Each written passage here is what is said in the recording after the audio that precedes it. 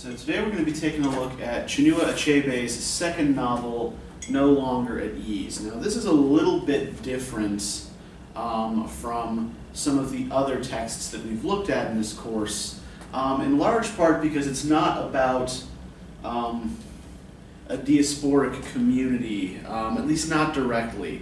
The central character, Obi Okonkwo, has been sent by his community to England for a university education and is now returned to take up a civil service post.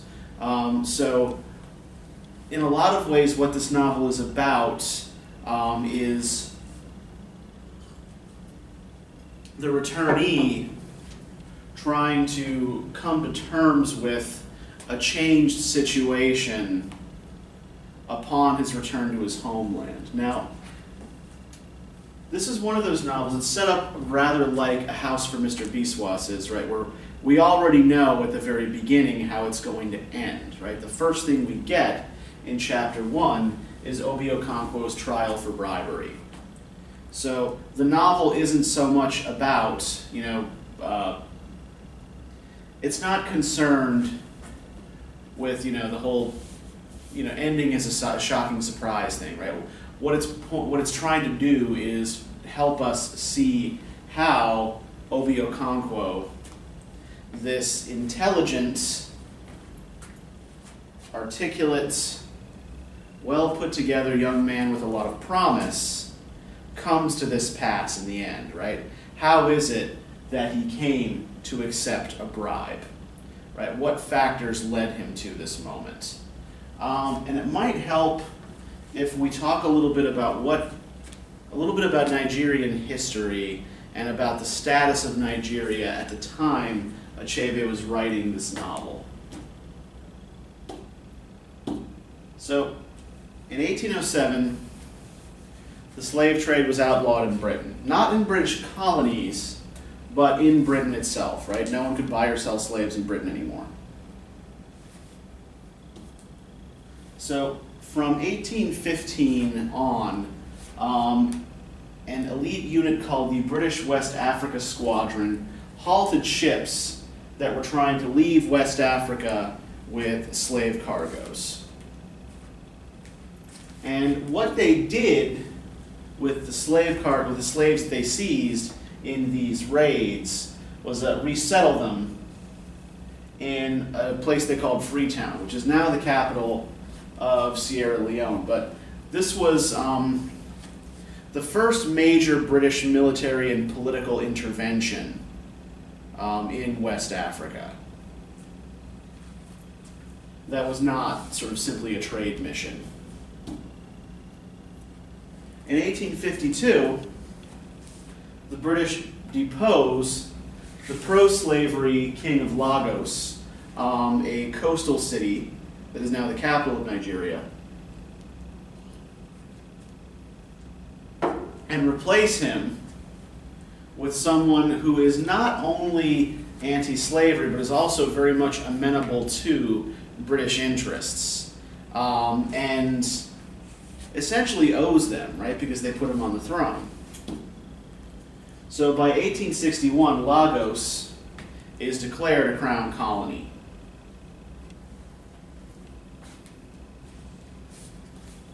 And in 1886, in order to promote and consolidate British commercial interests in West Africa, the Royal Niger Company is chartered. Now, the territory that the Royal Niger Company operates in is, in 1901, declared a protectorate of the British Empire. And here is their stamp featuring the stern visage of Queen Victoria.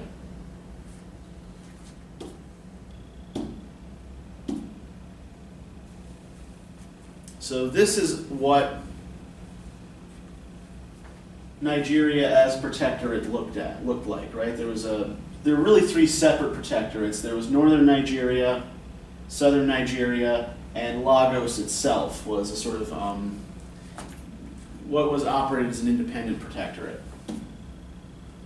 Right, so three administrative units. The Northern Protectorate was predominantly Muslim and was dominated by the Hausa and Fulani ethnic groups. The Southern Protectorate was dominated by the Yoruba in the west and the Igbo in the east. And when the British got there, the Yoruba and the Igbo primarily followed their traditional religions. But Christian missionaries became very, very active in the region. We see even that Obi's father, Isaac, is a convert to Christianity and is a catechist in the local church.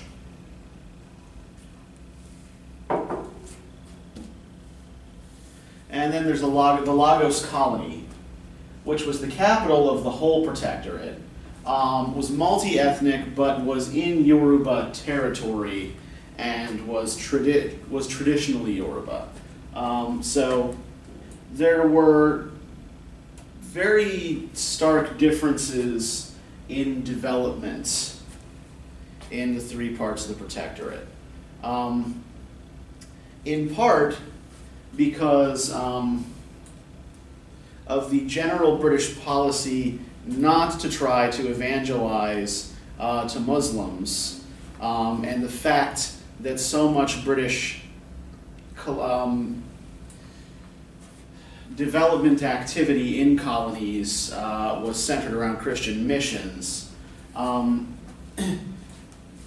Most of the major educational institutions and government institutions developed in the south, and the north remained comparatively underdeveloped.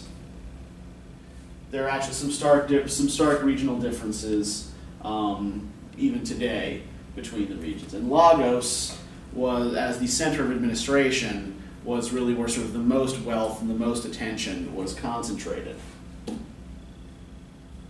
Now, by 1960, Nigeria became an independent country in the British Commonwealth of Nations. Right? So the British Commonwealth of Nations was a collection of former colonies that administered their own affairs, but was still expected to regard the British monarch as head of state. I don't believe any of the Commonwealth countries still do anymore. I think Canada might have been the last, and they removed themselves from the Commonwealth in the early 1980s. So this is the year in which No Longer at Ease is published, right? So it coincides with Nigerian independence. And the situation it describes is the long build-up to independence, right? There have been forces in Nigeria pushing for independence at least since the end of World War II. And so, rather than leaving as quickly as they did in the Indian subcontinent, the British stuck around for about 15 years preparing Nigeria for independence. So this is why we still have figures like Mr. Green, Obi's supervisor, lingering about, right? Why the posts, like the head posts in most of the offices described here, are occupied by white men. The British have not yet relinquished control of Nigeria. They're about to. They're a fading power and a fading presence, but it is a presence that still exerts a powerful pull. Now, this is the second novel in what's often called Achebe's African trilogy. The first and probably best known of the three books is Things Fall Apart. If you had to read an African novel in high school, this is probably the one you read. Things Fall Apart takes place around the turn of the 20th century, and the central character is Obi's grandfather, simply named Okonkwo. and it deals with Okonkwo's refusal to accept the dominion of the white missionaries and the new sort of British government officials coming into Igbo territory in the late Victorian period. Then there's No Longer at Ease, in which we're dealing, with sort of 2 generations down the line, when Nigeria now has a long history as a British colony that is coming to an end. And so we see a new nation, unsure of itself, trying to find its footing. An Arrow of God goes back to the 1920s and deals largely with religious matters, with the dealings of an Igbo priest who follows the traditional religion with Christian missionaries. Now, the first 2 novels have their titles drawn from well-known British modernist poems, or, well, in the case of Things Fall Apart, it's Irish modernist poem. That comes from W.B. Yeats's The Second Coming, which is sort of about the end of one cycle of civilization and the beginning of another, right? Things fall apart, the center cannot hold. No Longer at Ease, on the other hand, takes its title from a poem by T.S. Eliot called The Journey of the Magi. And I'm just going to read the stanza to you that's taken from. Right. All this was a long time ago, I remember, and I would do it again, but set down this, were we led all that way for birth or death? There was a birth, certainly. We had evidence and no doubt. I had seen birth and death, but had thought they were different. This birth was hard and bitter agony for us, like death, our death. We returned to our places, these kingdoms, but no longer at ease here in the old dispensation, with an alien people clutching their gods. I should be glad of another death.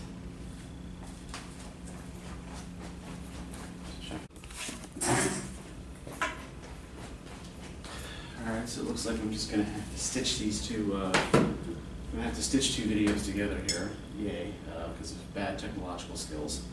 Anyway, the Eliot poem that the title of No Longer at Ease quotes concerns the visit of the 3 magi from the east to witness the birth of Christ. Right, and so what they see there, right, they know sort of the birth does not immediately alter their own lives or their own circumstances, right? They are going to return to Persia and the life that they knew there. But it's a life that is forever changed now. Something has unsettled it. They're not quite sure what, but nothing is ever going to be quite the same. So the death they refer to is the death of a previous way of life, right? And an uncertainty about what is coming into being after it. And I think that we can probably relate this productively to the work of the Martinician psychiatrist and political theorist Frantz Fanon. He's best known for 2 books, Black Skin, White Masks, and The Wretched of the Earth. Now, Fanon, though he was from Martinique, he was educated in France. He ran a psychiatric hospital in Algeria and became involved in revolutionary activity against the French in Algeria. So much of his work combines Freudian psychoanalysis with Marxist economic and social theory. So I'm just going to give you here, this is Fanon, this is what he looked like. I'm just going to give you a little taste of Fanon here from The Wretched of the Earth, right? We cannot go resolutely forward unless we first realize our alienation. We have taken everything from the other side, yet the other side has given us nothing except to sway us in its direction through 1,000 twists, except lure us, seduce us, and imprison us by 10,000 devices, by 100,000 tricks.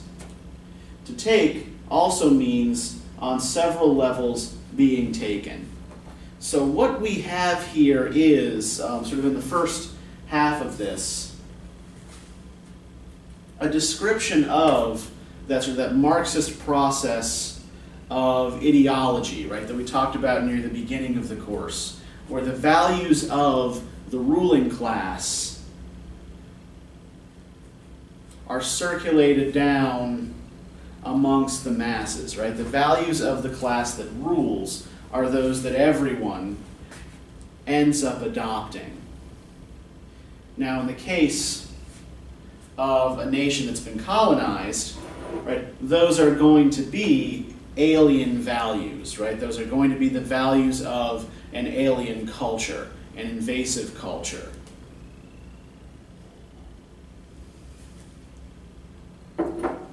It is not enough to try and disengage ourselves by accumulating proclamations and denials. It is not enough to reunite with the people in a past where they no longer exist. We must rather reunite with them in their recent countermove, which will suddenly call everything into question.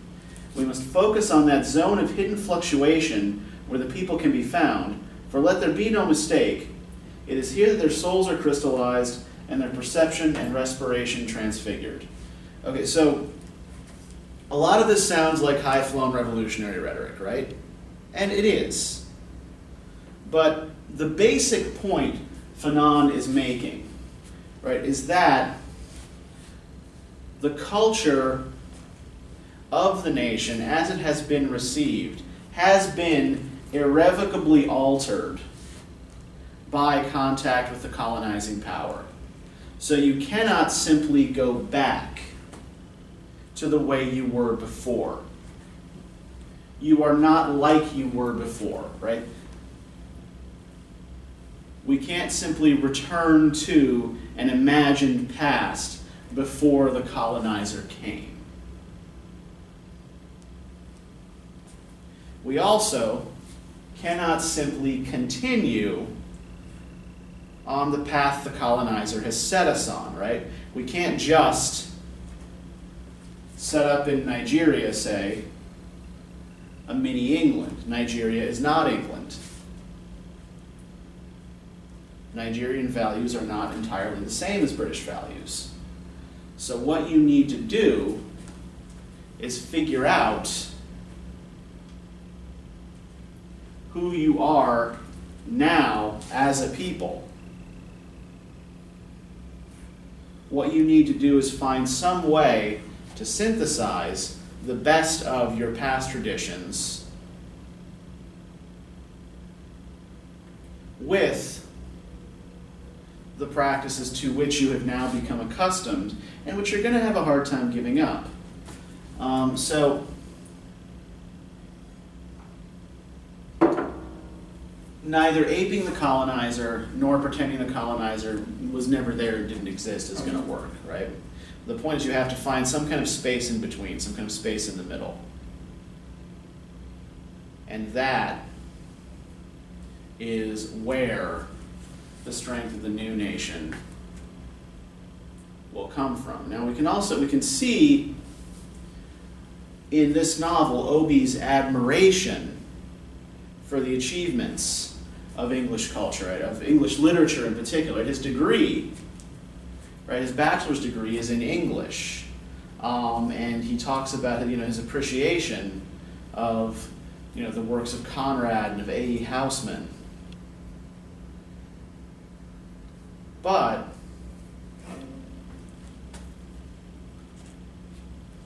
there's always a sense of ambivalence there, right?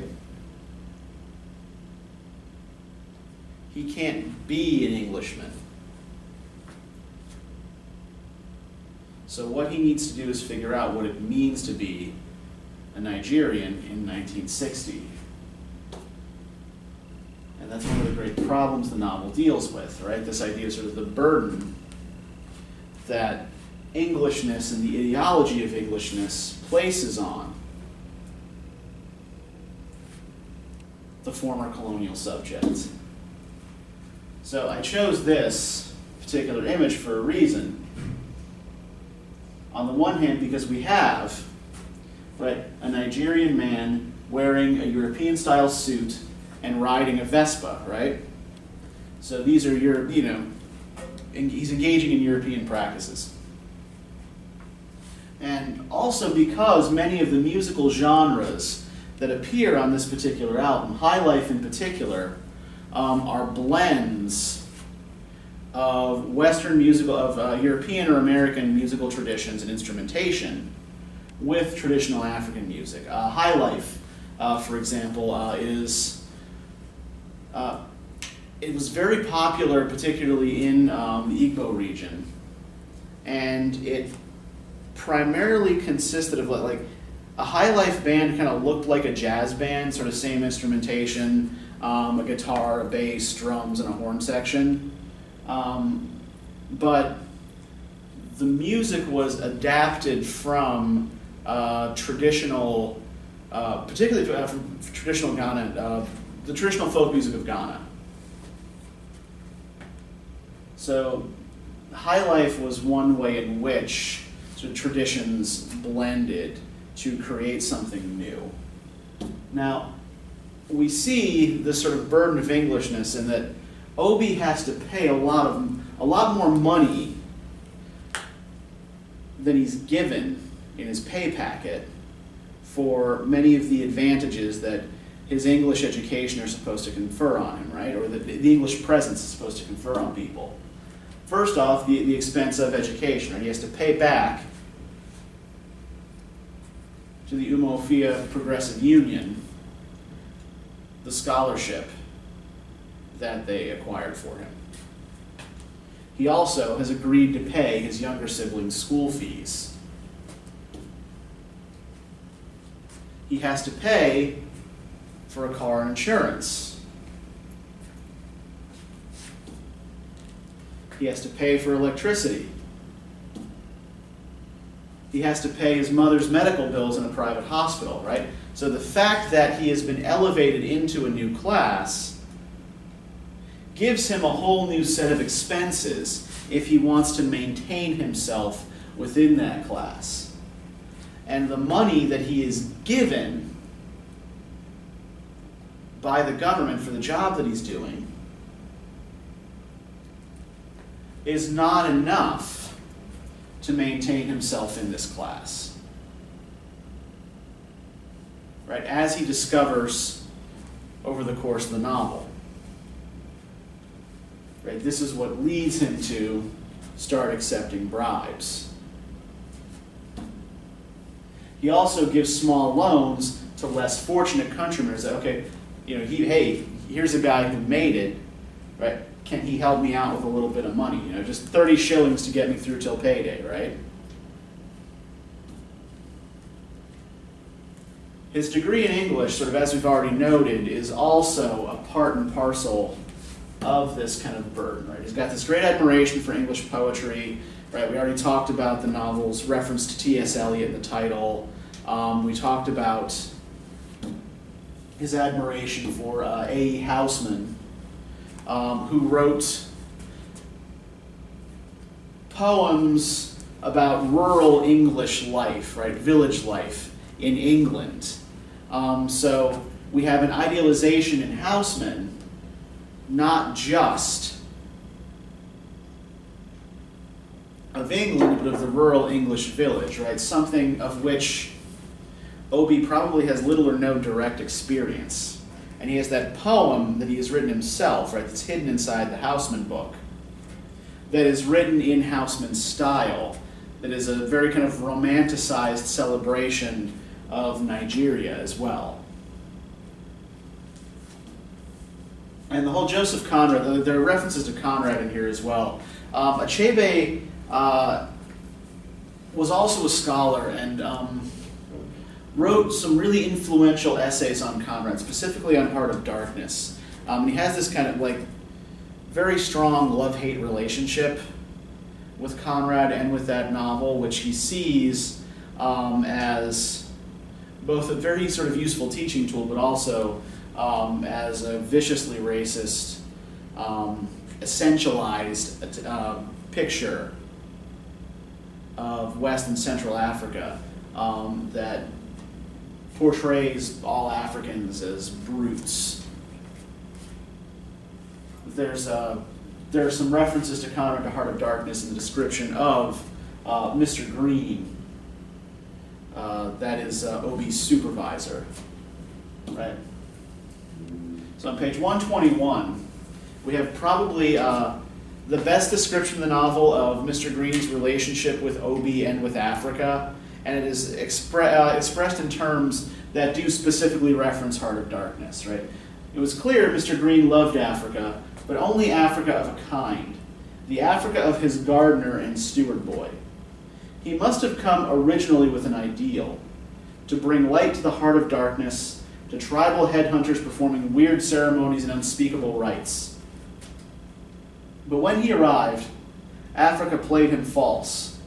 Where was his beloved bush full of human sacrifices? Right, the point here being is that Conrad's Africa doesn't exist. Right, the picture of Africa that many English people had was a completely false one. And Mr. Green feels betrayed by the fact that there's no great civilizing mission here for him to do. Right?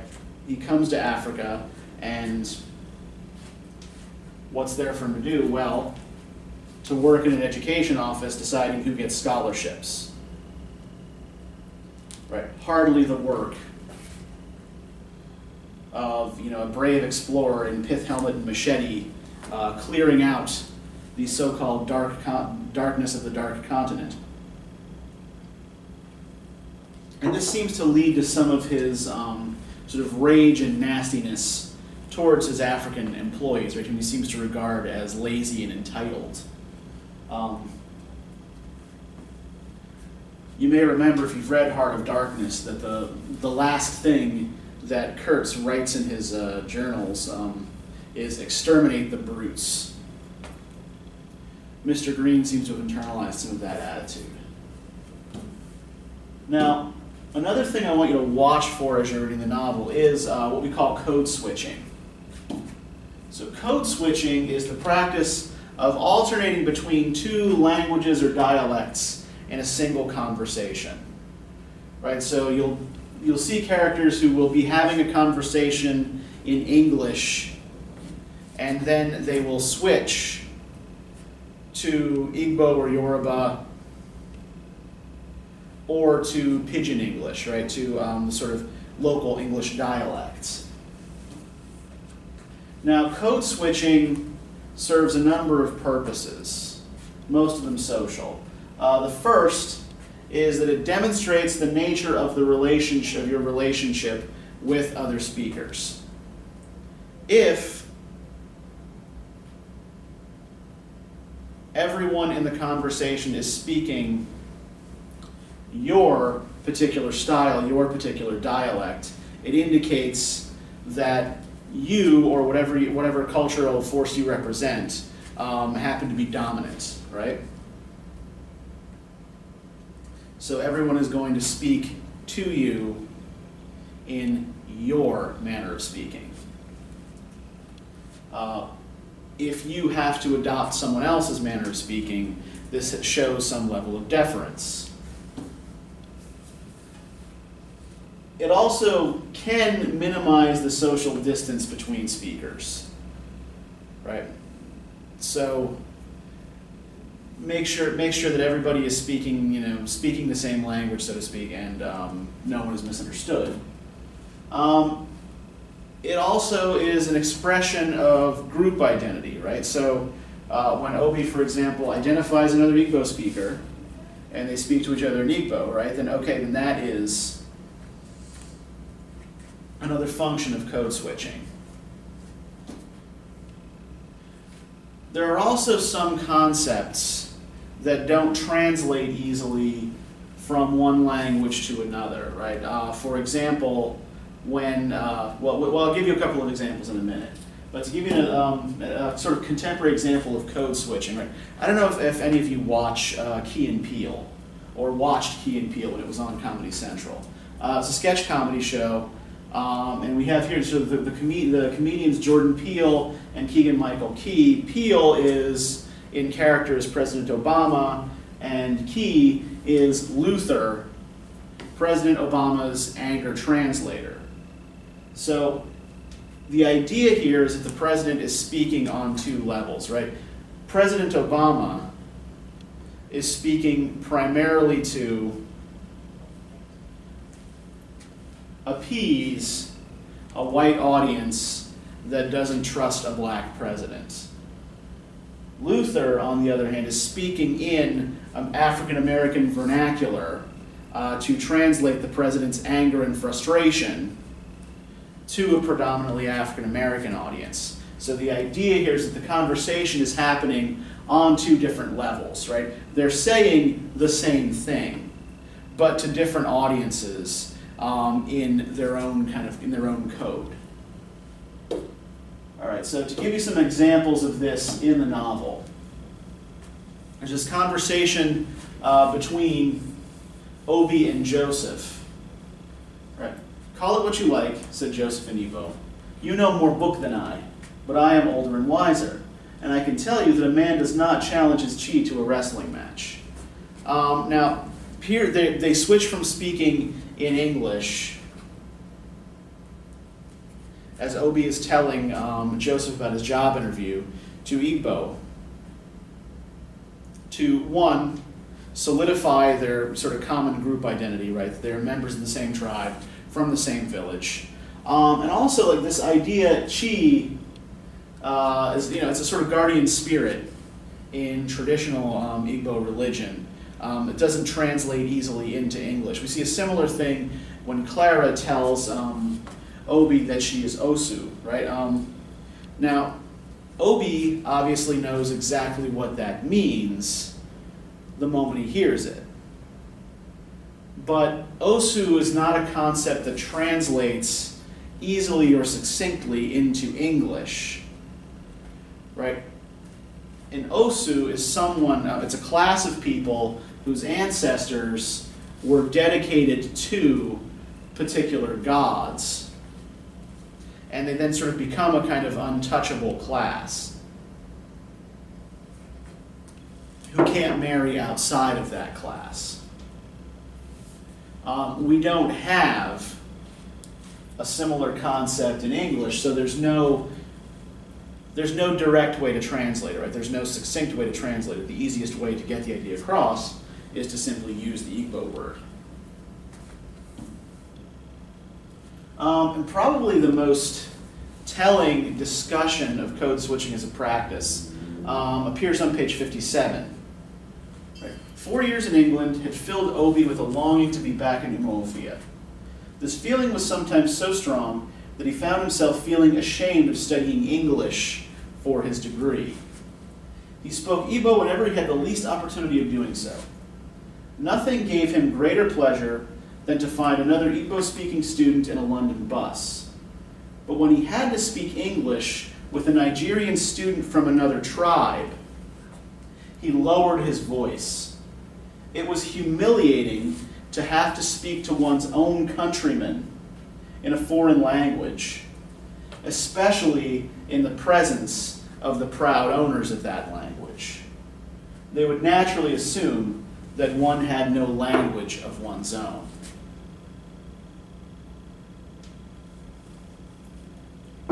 So the implications of this, right, are that the nature of Nigeria as ex-colonial protectorate, right? It's a nation that is not united by ethnic ties.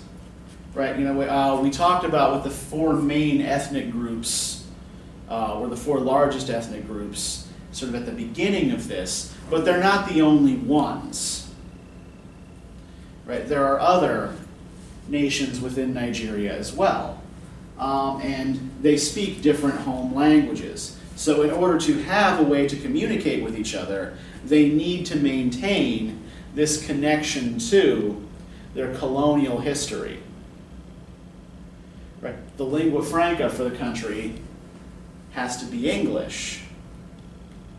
And Obi demonstrates here a sense of shame when speaking English with another Nigerian, because it's a reminder to him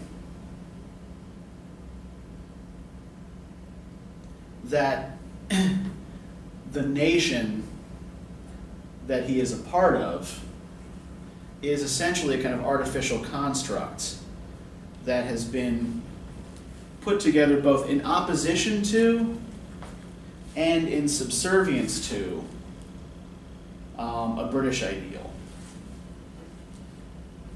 So keep thinking along those lines. The next thing we will be reading is A Question of Power by Bessie Head. And that's going to deal with the issues faced by multiracial migrants within South Africa. Right? So we're going to be talking, like here we're talking about migration home to the mother country from the metropolitan center, right? And A Question of Power, what we're going to be focusing on primarily is migration within the same country or within the same region. So look forward to seeing what you post on this, and we'll talk next week.